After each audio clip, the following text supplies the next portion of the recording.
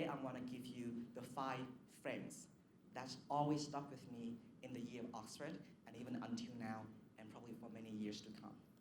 The first picture is actually my first day in Oxford. I was 32 years back then, and this is all my life. Like all the furniture and every single possession of mine back in Vietnam, I asked all of my staff and friends and my students, just come to my apartment, whatever you can take away, just took away, just leaving me. This is my suitcase, about 32 kilograms. This is the black one is the backpack of my camera and lens kit, and this is my laptop.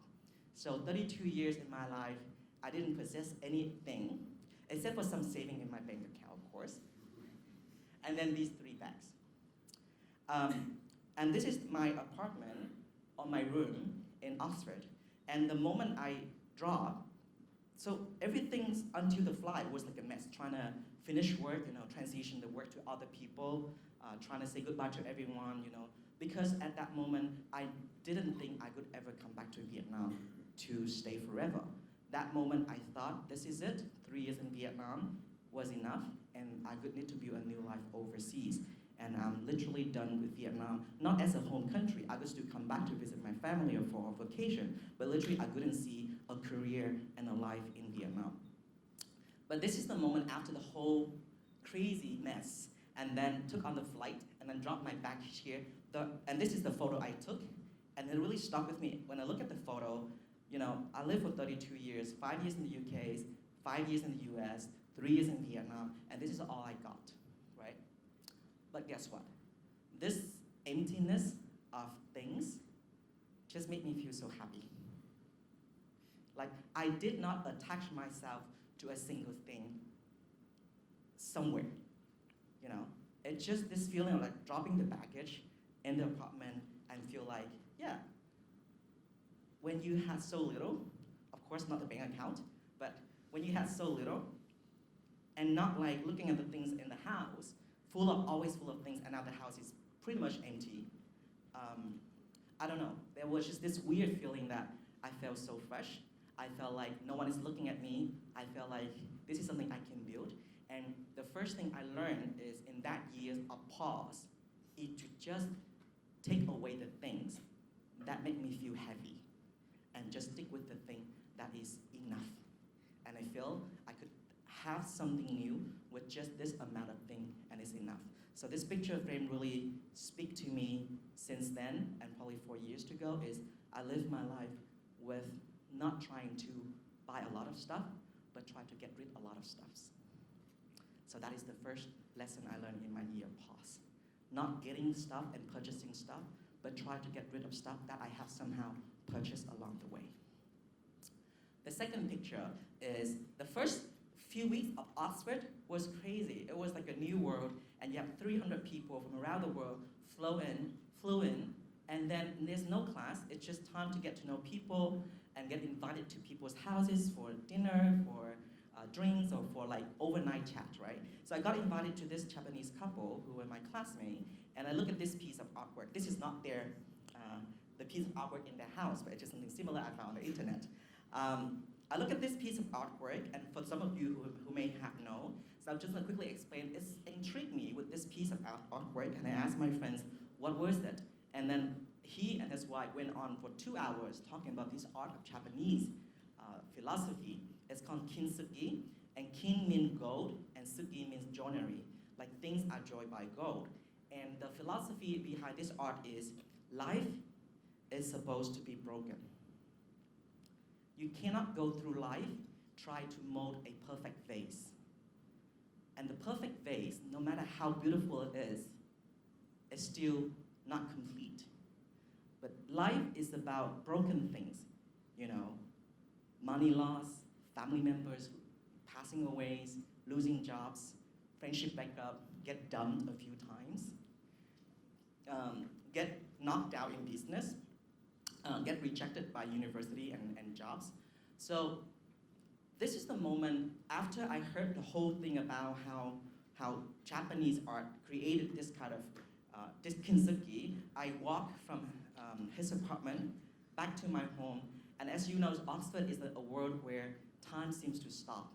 For more than 800 years, the place somehow still preserved as if it was 800 years ago. So I walk on this cobblestone road by myself amid like chapels, and you hear the jamming of the bells, and it's so quiet that you can hear the echoes of footsteps and voices of people from a few alleys away. But it seems like you're just in this world. And somehow this image got stuck in my head.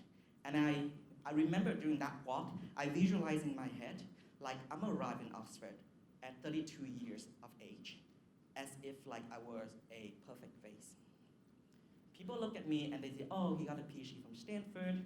He was a top student in the UK in 2004, the top students in London in 2006, 7, and the top students, 100 students in the world in 2006, and he got all of these amazing awards. But I used to live with those awards and titles. And now imagine I carried this perfect vase with me, and then somehow I tripped on the road over a little stone, and the vase got broken. And then you have two options. Number one, you're just trying to collect all the pieces and throw away. Number two, you can go out there to buy a new perfect vase. But then I realized that there's a third option, which is I could literally spend every single day in Oxford doing one little exercise. Is of all the millions of broken pieces of the vase, every day I could look at each piece and say one thing. Does this piece belong to mine? Or is this piece given to me by the society? If this piece is given to me by the society, and I don't feel like it belongs to me, just leave it on the road. But if this piece belongs to me, I could take it. And so, from that moment, literally every single day in Oxford is a day I say, I look at money, I could have two ways to think about it. Which way of thinking is mine? The next day, I look at family, I have two ways to think about it. Which way is mine? The next day, I look at jobs, I have two ways to think about it. Which way is mine? So I keep doing this exercise little and little and little. And by the end of Oxford year, I end up with a vase, but it has a lot of empty holes. Because of the million pieces that got broken down, I only managed to collect back a few hundred pieces. But those few hundred pieces were mine. The other pieces were given to me by society, by expectations, by social media, by people who brag me, who like look up to me, by people who gave pressure up to me. So this vase is incomplete and it has a lot of holes. But I found the beauty in that, and I feel comfortable with that. Because after the year of Oxford, I know there's one thing I could control over, is control over my thinking and my thought. We are all the God and kings of our own thoughts and opinions. But somehow every day we don't exercise that power. Our thinking, we borrow it, we get influence from other people without we playing God on our opinions and ideas. So from that year, this image taught me one thing is every single day, whatever I found, I have the power to choose how I think about something, and it has to fit with me. The things, even if it comes from the most respected person in the society, or the most, like God, like Bill Gates or Mark Zuckerberg, it doesn't matter. It's actually just something that has to fit with me. So that is the art of brokenness. And the second lesson I learned in that Oxford year is embrace my brokenness in life. The third picture is this beautiful picture. So on a day like in the winter, early morning in Oxford, about 7 a.m., I tended to walk to school because that is like the first exercise I tend to do. And Oxford is such an amazing place during the foggy morning. And I look at this photo, I stop, and this is a street beggar. And you can see here, the black one, he has a cup of coffee. On the other side, he has a cup empty for the coins that the passenger will walk by and drop in for him. But I stood there for 10 minutes, and not for a single second did he look up and say like, please, money, or whatever it is, or his eyes begging for any kind of pity from the passerbys. For the 10 minutes, in his hand is just a book. I walked back a few hours later after I finished class, and in his hand is still the book. I didn't know how much coin he collected that day, but I knew that he just focused on one thing. And this picture frame teach me something so powerful, and I want every single student that I taught since then is you only have enough time within a day to focus on one thing only. And that is how I work. Every day I wake up, I say, I can only focus on one thing to do today. What could be that? And I will actually finish the day wrapping up and completing that's one thing I did. Because we tend to pack our day with so many things that we end up at the end of the day doing and achieving nothing. And the cycle continues the next time we wake up. So this street beggar teach me something. It doesn't matter what's happening on the outside environment. It doesn't matter whether it's like a -1 degree Celsius on that day. It doesn't matter that he didn't get any coin that day, but the power he can focus on the book is what he can control. So that is the third picture frame that taught me is just focus on one thing at the day, no matter how hard, just get it done, right? The fourth picture frame is these of my two nephews. The first one is of my oldest brother, and the second one is of my second brother. And when I have the power to focus on things in a day, I set my goal every single day, I could buy a new book. I may not finish the book within the day, but I could go to the bookstore, and there's this beautiful bookstore in Oxford, if you ever come by, which is called Waterstone, and there's a nice little cafe on the second floor with a glass window overlooking the entire city of Oxford. I could go there, buy a book a day, and then just read the first few pages and put it there. And so basically in that 1 year, I bought more than 300 books, and I finished 200 books. And then when you suddenly read so much, I read pretty much any field I could imagine. Philosophy, economics, politics, AI, business, startups, anthropology, archaeology. I start to feel like my mind is exploding. And like when you start to feel like knowledgeable about something, your ego could like pick up a little bit, And then these two pictures came in and taught me another lesson, is it doesn't matter how much knowledge I have in here, it doesn't matter how much I work and how much people respect me. Always wake up and approach something as if you were a 5-year-old child. A 5-year-old child, very simple. He woke up the day, and then he literally just embraced the day as if he knows nothing about the world of the past. For him, whatever happened 2 days ago, today is a new day. And he literally throw something in the hand of a 5-year-old child. He could actually explore it.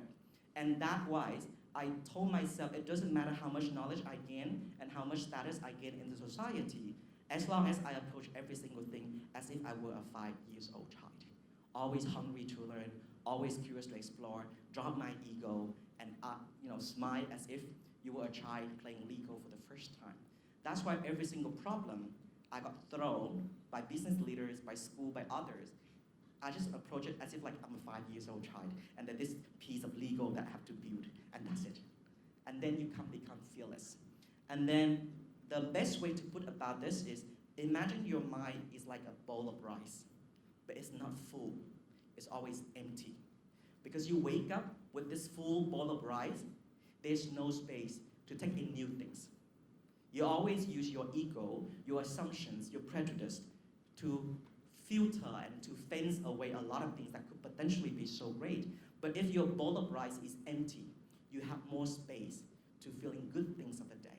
So these two pictures of my nephews on Lunar New Year Day taught me always embrace things and solve problems as if you were a 5-year-old child trying to solve your first Lego.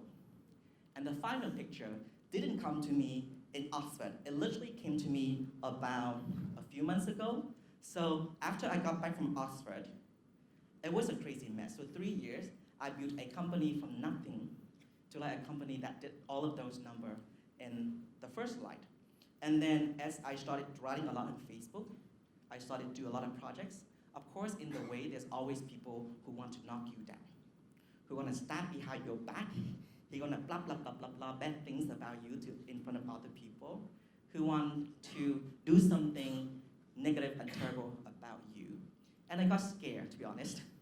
I was like one of those just try to chill and nice and not trying to be compete or whatever. But then that night, I remember it was in COVID-19, and then it was a stormy day in Hanoi, and all the big trees outside my apartment got broken down, But this little jasmine flower I got on this is actually the only flower pot I ever taken care of in my life. it still blossomed, and then it just like dancing in the rain. All those big trees got broken down, and this little tiny flimsy flower plot just still swaying and dancing in the rain, and still blossoming. And I felt the beauty of the jasmine dancing in the rain, which is a peace. No matter what rain and storm out there, no matter what tree got broken down, as long as the flower knows how to bend against the wind and against the rain, it will still blossom in peace. And with that, I actually, for the first time in my life, didn't care about what other people talk about me anymore.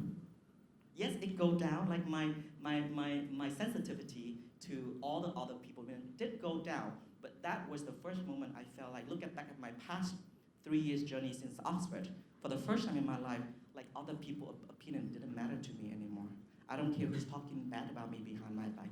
I don't care who's trying to knock me down. I don't care when someone talk nice to my face and behind my back when the door is shut, start to talk blah, blah, blah bad about me. It just, they may be like the big trees, and I'm just want to be that jasmine flower dancing in the rain. Because in the rain, at least the jasmine find peace with itself. So, these 5 pictures are what got me through here today, and I want to share with you is, the first one is simply, to press play, I have to put my life on pause for long enough to shut down all the voices and listen to my inner voice. The first thing I learned is try to get rid of things as you go through life, not to get yourself heavier and heavier with a lot of things. Okay? The second thing is embrace all the bad things happen in life, embrace the brokenness, the ugliness, the not so beauty thing of you, and try to join them together and only collect the pieces that belong to you. Do not collect the pieces that belong to others or that thrown to you by others. Because at the end of the day, I feel like I'm happier with less, and all these less are me, not the others. The third thing I learned is, like the street beggars, always focus on one thing at a time. And that's why at the end of the day, when I go to bed, I always have this sense of achievement. The fourth thing is trying to wake up every day with an empty bowl in your mind, and so that you have space to fill things with, not to block things away. So approach things as if you were a 5-year-old child trying to solve the first Lego puzzle. And the final thing is, the more you go on with life, the more problems you solve, the more people you meet, the more responsibility you have. It's just my personal philosophy, right? Don't be a big tree that doesn't know how to bend with the wind. Be the jasmine that blossom and dancing in the rain, because at least that's how I found my peace. So with that, I hope that you guys can press play and somehow find the journey that is waiting for you. So thank you.